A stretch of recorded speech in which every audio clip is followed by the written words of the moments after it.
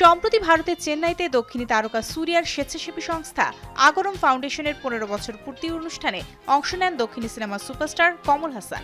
সেখানে সনাতন ধর্ম নিয়ে বেশ কিছু মন্তব্য করেন।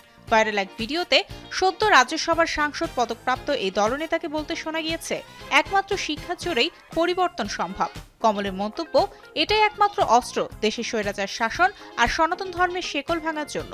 তার এমন মন্তব্যে বিতর্কের ঝড় উঠেছে। ফুঁসে উঠেছে তামিলনাড়ু রাজ্য বিজেপি সচিব অমর প্রসাদ রেড্ডি। সে সুরেই সুর মিলে দক্ষিণী টিভি তারকা রবিচন্দ্রন এবার মেগাস্টার রাজনীতিককে খুনের হুমকি দিলেন।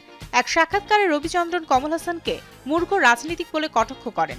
শুধু তাই নয়, সনাতন বিরোধী মন্তব্য করার জন্য তিনি কমলের গলা কেটে হত্যা করবেন বলেও হুঁশিয়ারি দেন, যে মন্তব্যে এরই মধ্যে চাঞ্চল্যের সৃষ্টি হয়েছে দক্ষিণী চলচ্চিত্র ইন্ডাস্ট্রিতে।